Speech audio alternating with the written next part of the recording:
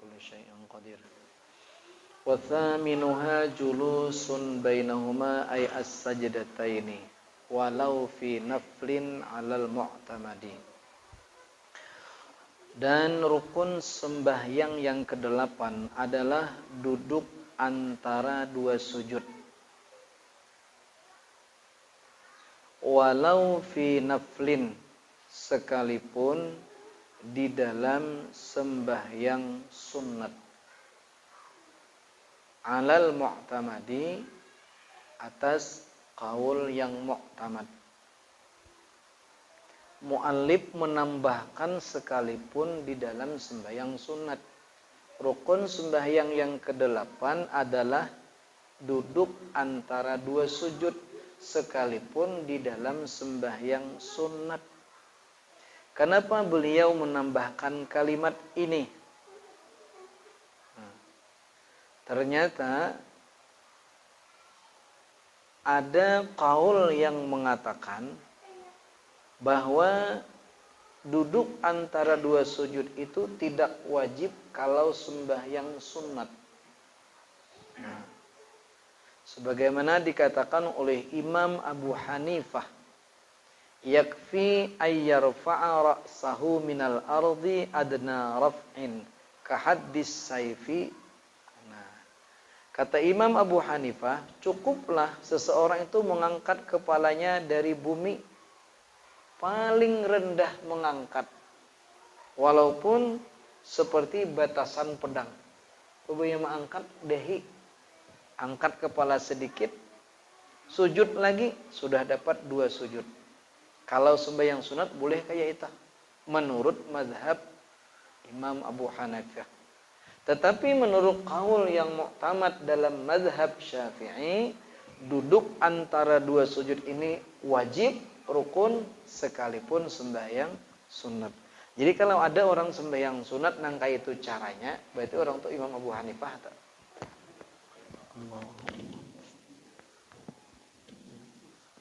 Cepat imbah. Cepat untung. Nah, cuma ketika mazhab Imam Abu Hanifah, silakan.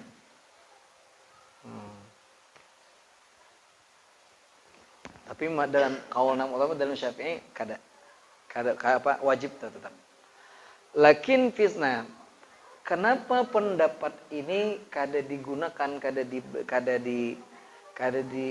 dipakai dalam mazhab Syafi'i? Lakin fis sahihaini, tetapi dalam hadis Bukhari Muslim, annahu sallallahu alaihi wasallam kana idza rafa'a ra'sahu lam yasjud hatta yastawiya jalisan. Nah ini dalam hadis sahih Bukhari Muslim, bahwasanya baginda Nabi sallallahu alaihi wasallam apabila beliau mengangkat kepalanya dari sujud, beliau tidak akan sujud untuk kali yang kedua sebelum beliau duduk dengan sempurna. Nah, fa fihi raddun ala Abi Hanifah radhiyallahu anhu, maka disinilah hadis ini yang merupakan penolakan atas Imam Abu Hanifah. Makanya dalam mazhab kita beda dengan pendapat mazhab Imam Abu Hanifah. Nah, cuma kita tahu, itulah cara salat sunat dalam mazhab Imam Abu Hanifah. Tapi kalau dalam sembahyang fardu, mereka pun mewajibkan duduk antara dua sujud. Nah. Wa yajibu alla yaqsida bi raf'ihi ghairahu. Wajib bahwa tidak bermaksud seseorang dengan naiknya itu selain daripada untuk duduk antara dua sujud. Jadi waktu kita bangun dari sujud ke duduk antara dua sujud ini, wajib qasad kita, tujuan kita apa? Jangan sampai ada qasad selain untuk duduk. Nah, falau rafa'a faz'an, ya, min nahwi las'i aqrabin a'adas sujuda. Seandainya seseorang mengangkat kepalanya dari sujud karena terkejut sebab umpama sengatan kalajengking. Rahatan sujud rupanya kalajengking naik Kapaha sidin, kap pun sidin. Takajud luar biasa. A'adas sujuda, maka dia wajib kan duduk dah langsung. Begitu sangat, wah sangatnya. Di mana kan nyangat berangai. Takajud duduk langsung, bolehkah duduk itu dijadikan sebagai duduk antara dua sujud? Jawabannya a'adas sujuda. Dia wajib kembali dulu turun sujud. Artinya duduk sidin ini kada bisa dijadikan sebagai duduk antara dua sujud. Karena tujuan bangun sidin bukan karena untuk duduk, tetapi karena terkejut tadi tersengat kala jengking. Kada usah kala jengking, si samut getal ha. Naik, salin naik sangatnya. Dia begenal dah.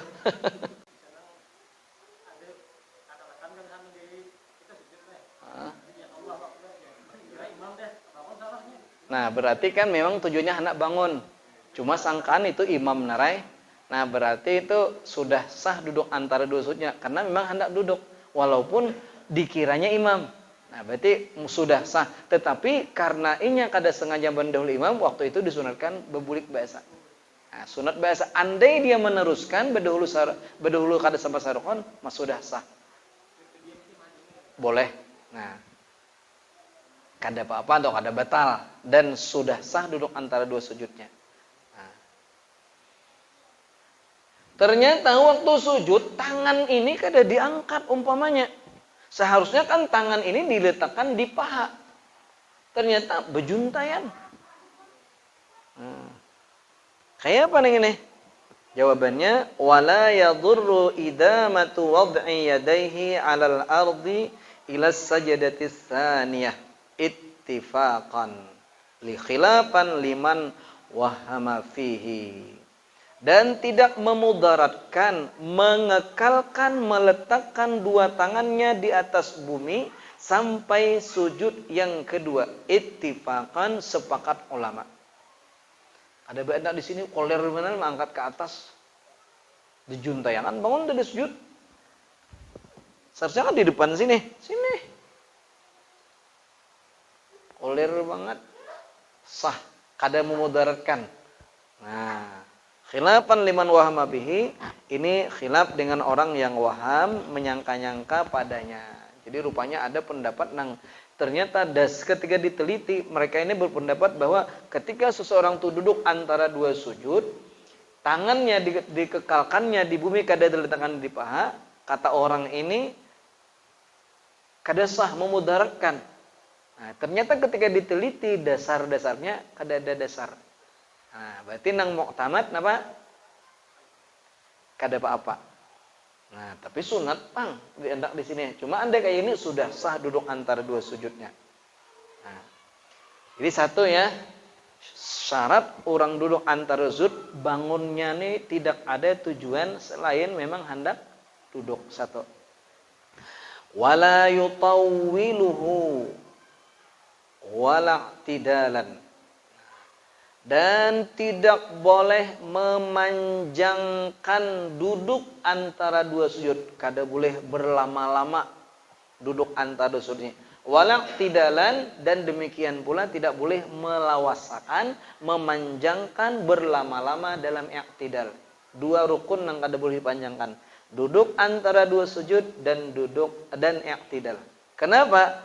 Li'annahuma ghairu maqsudaini lidzatihima, karena bahwasanya keduanya duduk antara dua sujud dan i'tidal ini tidak dimaksud keduanya bagi zat keduanya, bal syuri'a lil mifsali. Nah, tetapi keduanya disyariatkan sebagai alat untuk memisah dari rukun ke rukun. Nah, karena sebagai fungsinya cuma sebagai pemisah, maka fakana qasiraini, maka keduanya harus pendek, kada boleh panjang, kada boleh berlama-lama. Nah, fa in tawwala ahaduhuma fawqa dzikrihil masyru'i fihi qadral fatihati fil i'tidali wa aqallat tasyahudi fil julusi amidan aliman batalat salatuhu.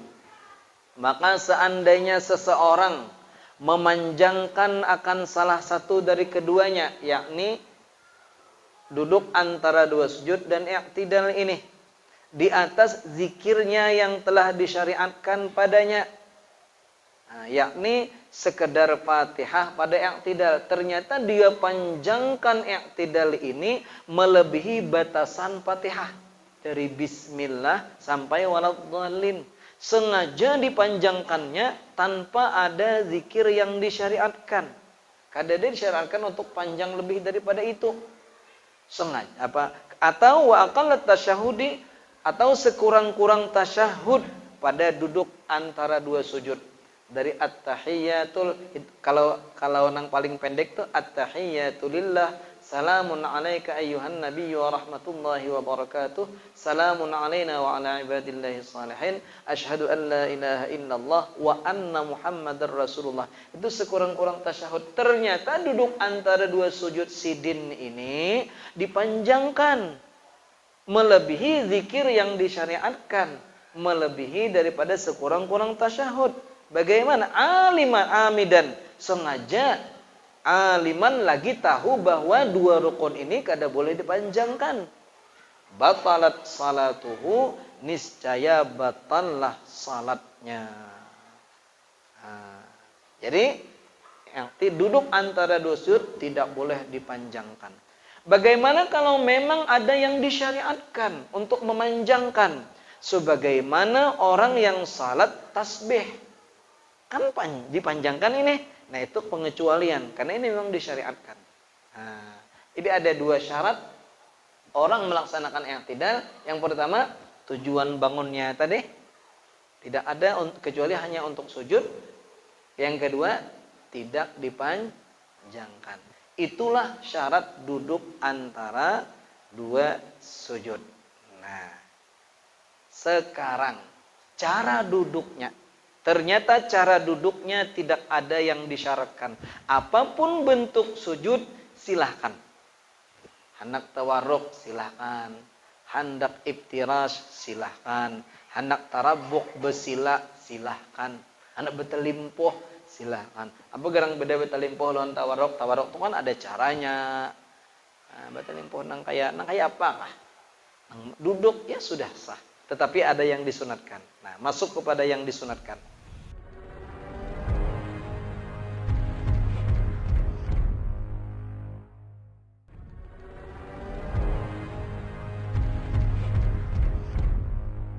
Hendak tarabbuk, besila, silahkan.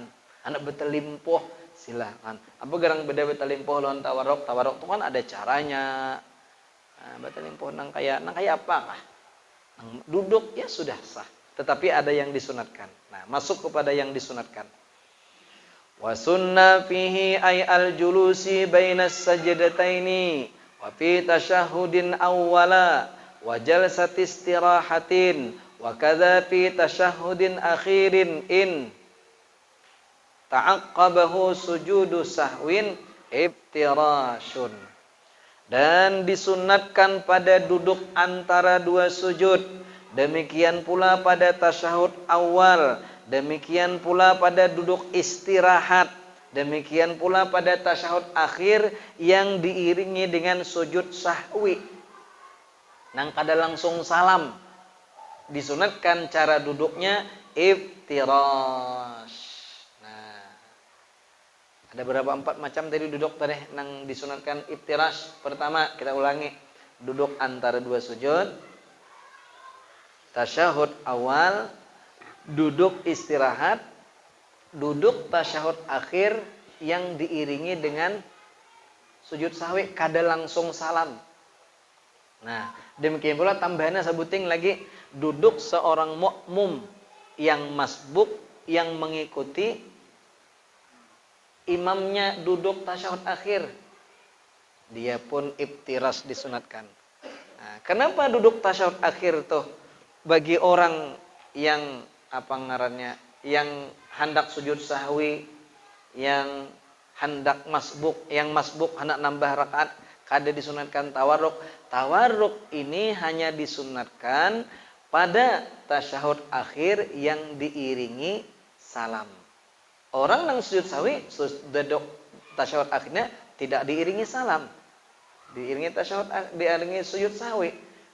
Orang nang masbuk kada diiringi salam duduknya tasyahud akhir bersama imam itu, tetapi berdiri karenanya kada disunahkan tawarruk. Apa iftirash? Nah, sekarang kan cara duduknya iftirash, duduk antara dua sujud ini.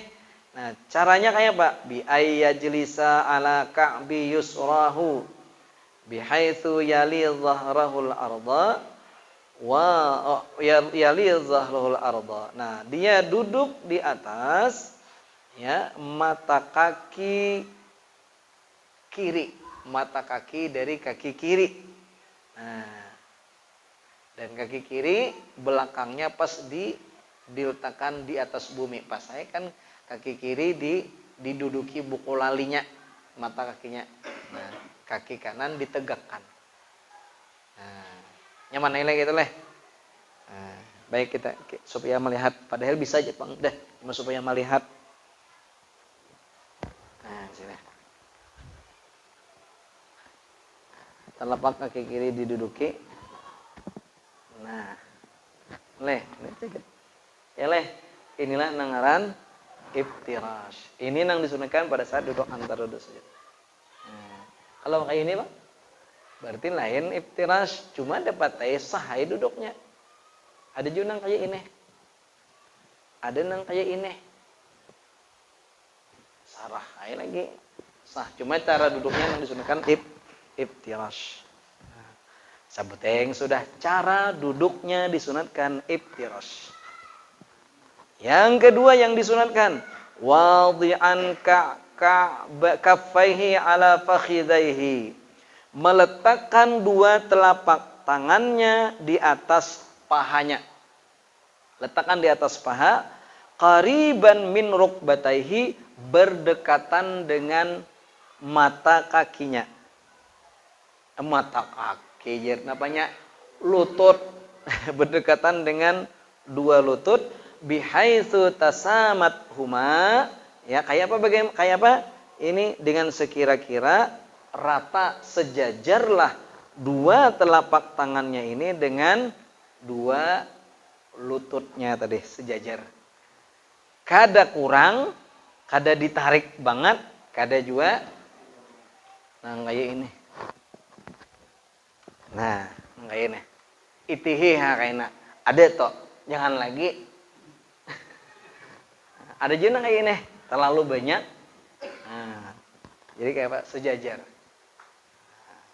Dua sudah meletakkan telapak tangan di atas paha, sejajar ujung jari dengan lutut.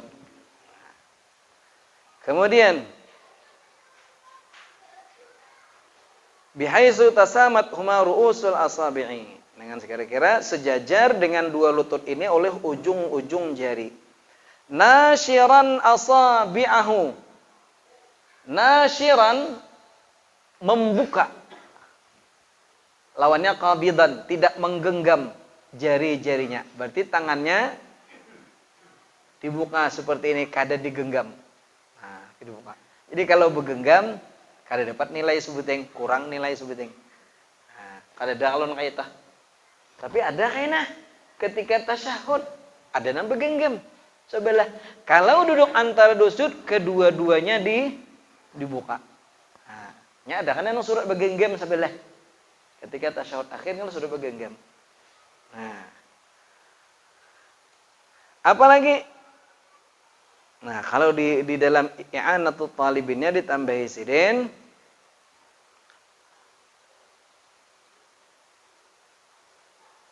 apanya nih? Merapatkan. Nah, jadi dirapat. Kada berbuka. Soal ta'itihi lah. Nah, ada kada ta'itihi. Padahal kata Zakaria Al-Kandahlawi, disinilah sebenarnya di antara cara ukur kita, kualitas khusyuan kita tuh, nang kecil pun diperhatikan. Nah, dirapat. Jadi kayak sujud semalam, sujud kan sunat dirapatkan. Ketika duduk antara dua sujud itu pun dirapatkan. Kada dibuka. Tapi ada waktu dibuka ketika mengangkat tangan saat takbir, Allahu Akbar, sunat dibuka, dan juga saat kita rukuk. Kalau sujud dan duduk antara sujud, sunat dirapatkan. Nah, kan itu. Ada juga pun seorang kan dilipatan pun orang di tih ada dapat jadi seorang mana ada mei tih pun seorang qailan. Nah, tambahannya lagi yang disunahkan sambil membaca. Apa bacaannya? Rabbil firli sampai akhirnya. Hafal ya berataan kita. Ya oleh Rabbil firli warhamni wajburni warfa'ni warzuqni wahdini wa'afini. Berapa? 7. Nah, ini kuat ibaratnya. Tapi ada wa'fu anni. Itu dari Imam Al-Ghazali rahimahullah. Nah, itu kalau beratan leh. Itu disunatkan.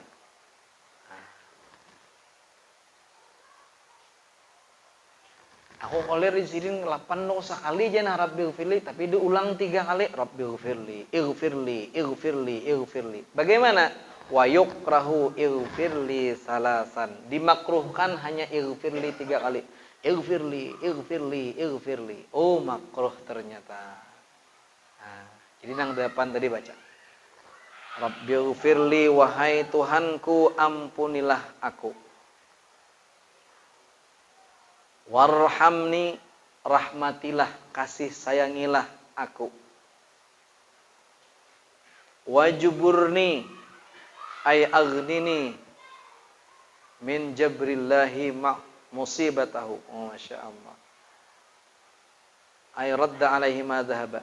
Jadi maksud wajburni itu, jabar itu tambalkan. Secara bahasa ternyata ditafsirkan oleh ulama di sini maksud wajburni itu ayrud min jabarallahu musibatah. Allah menambalkan musibahnya, maksudnya Allah mengembalikan atasnya apa yang hilang daripadanya. Kan banyak hilang nang selama ini kita ceritakan kadang-kadang kada tercapai. Kata-kata wajburni itu ya Allah nang hilang tuh tolong kembalikan.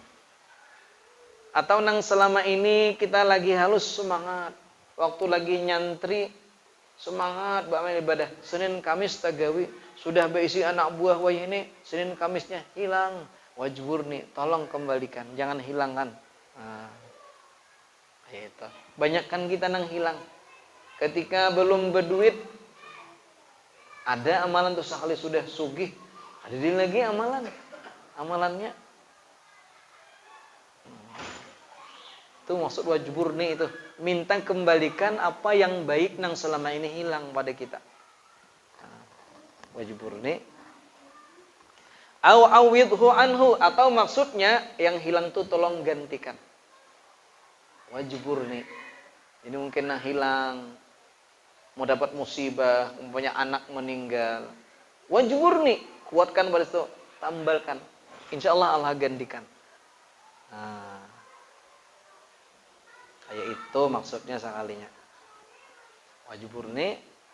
Kemudian wajburni kalimat yang keempat, warfa'ni, angkatlah aku. Nah, minta angkat. Apa maksudnya? Angkat derajatku di sisimu ya Allah. Kan kita dua, terangkat di sisi makhluk, terangkat di sisi Allah. Terangkat di sisi makhluk belum tentu diangkat di sisi Allah. Terangkat di sisi makhluk belum tentu mulia. Tapi kalau kita diangkat di sisi Allah, walaupun orang menghinakan, kita tetap mulia. Nah, warfa'ni. Kalimat berikutnya, warfa'ni, warzuqni, dan beri rizkilah aku. Timbul pertanyaan. Nah, kita waktu belum lagi lahir, 4 bulan dalam kandungan sudah ditulis oleh malaikat ketentuan rizki yang kita dapatkan. Sudah ada kaplingannya, sudah ada standarnya. Bahkan kada hanya itu, sebelum penciptaan langit dan bumi, lebih daripada 2000 tahun sebelum penciptaan langit dan bumi, sudah ditentukan kadar rizki kita. Nah, jadi pertanyaan, kenapa kalimat ini ada warzuqni? Bahkan sering kita berdoa, warzuqni ala Allah, oh apanya? Warzuqni fa innaka khairur raziqin. Apa maksudnya ini? Sementara kita sebagai seorang beriman, jaminan rizki nang itu sudah ditentukan oleh Allah. Nah, ternyata ditafsirkan oleh ulama, min khazaini fadlika ma qasamtahu li auliyaika. Maksudnya beri rizki olehmu ya Allah ketika kita minta rizki nang itu, maksudnya rizki yang ada di dalam simpanan-simpananmu yang telah engkau berikan kepada kekasih-kekasihmu. Nah, ketika seorang kekasih Allah diberi rizki, dia mensyukuri. Nah, nikmat-nikmat agama itu rizkinya orang-orang yang dikasihi Allah. Kita minta itu. Kalau minta rizki yang umum, itu ternyata meminta sesuatu yang sudah menjadi daftar dan ketentuan kita. Jadi bila ya Allah mudahkan rizkiku, rizki nang mana? Rizki nang engkau berikan kepada kekasih-kekasihmu. Mereka sanggup bangun malam, mereka sanggup menahan kantuk, mereka sanggup dari subuh sampai ke isyraq. Mereka sanggup dari subuh sampai ke salat kamilah. Ada kita kadang-kadang assalamualaikum warahmatullahi wabarakatuh hilang di tikungan. Nah, itu kan berarti kada dapat bagian-bagian rizki kekasih-kekasih Allah. Makanya dan ternyata salah tafsir dalam masalah rezeki, apa arti minta rizki ini di zaman dahulu pun pernah terjadi. Ketika Abu Hurairah radhiyallahu anhu melihat orang sibuk di pasar. Ketika itu jadi pengumuman, wahai pian-pian nang becari berataan, tuh sekarang orang menerima bagian warisan baginda Nabi SAW. Orang berbagi di masjid. Itulah kan ke masjid nang bubuhan kau tujuh dapat bagian. Ketika dilihat di sana, benar lihat, bebulik orang protes dengan Abu Hurairah ketika itu. Nah, wahai Abu Hurairah, padahal orang berbagi warisan Nabi. Nah, ternyata jadi bujurlah. Pian wadakan kayak itu. Apa kata baginda Nabi, kata Abu Hurairah? Napa nih pian lihat di sana ada orang baca Quran, ada orang majelis ilmu, ada orang sembahyang, nangin itu aja. Jadi itulah warisan baginda Nabi sallallahu alaihi wasallam. Dan ketika orang mendapatkan warisan Nabi sallallahu alaihi wasallam, inilah warisan yang akan tidak ada penyesalannya. Nah, jadi makna warzuqni itu maksudnya rizki yang engkau berikan kepada kekasih-kekasihmu. Ketika kekasih Allah dapat duit, mereka pertama bersyukur, ingat hati siapa yang memberi. Kedua, mereka menggunakan kepada yang diridai Allah. Kita minta itu. Berarti minta mobil lah. Bisa minta mobil, maknanya minta di sini, tapi mobil yang disyukuri. Nang dibawa kepada kebaikan, dibawa untuk menolong orang, diniatakan siapa aja nang perlu mobil, siap ku injamakan, asal diisiakan minyaknya. Enggak ada bisi minyak kan kada jan. Niatakan itu. Itu rezeki kekasih Allah. Tapi kalau kekasih Allah, kada kekasih Allah dapat mobil disombongakan. Itu lain rezeki kekasih Allah. Itu kekasih musuhnya Allah Subhanahu wa taala. Terus pulang. Warzuqni warhamni wajburni warzuqni wahdini. Beri aku hidayah ya Allah, wa'afini dan afiatkan aku. Nah, apa gerang afiat itu? Minta afiat. Ai idfa anni kullama akrahu. Yakni tolakkanlah dariku sesuatu yang aku benci, baik bala dunia ataupun bala akhirat. Nah, kemudian Zadal Ghazali ditambahkan oleh Imam Al-Ghazali kalimat yang ke-8, wa'fu anni. Kalau Imam Al-Mutawalli ada tambahannya, Rabbi habli qalban taqiyan naqiyan minasyirki bariyan la kafiran wala syaqiyan. Ada sambungannya lagi. Jadi ini Rabbighfirli warhamni wajburni warfa'ni warzuqni wahdini wa'afini, itu riwayatnya jelas dari baginda Nabi sallallahu alaihi wasallam. Wa'fu anni, Imam Ghazali menambahkan. Kalau menambah lagi, Rabbi habli qalban taqiyan naqiyan minasyirki bariyan la kafiran wala syaqiyan. Ini tambahan Imam Al-Mutawalli. Silahkan menambahkannya. Apalah? Oh, ada paraya itu sampai wang puan nih, Bang dah. Nah.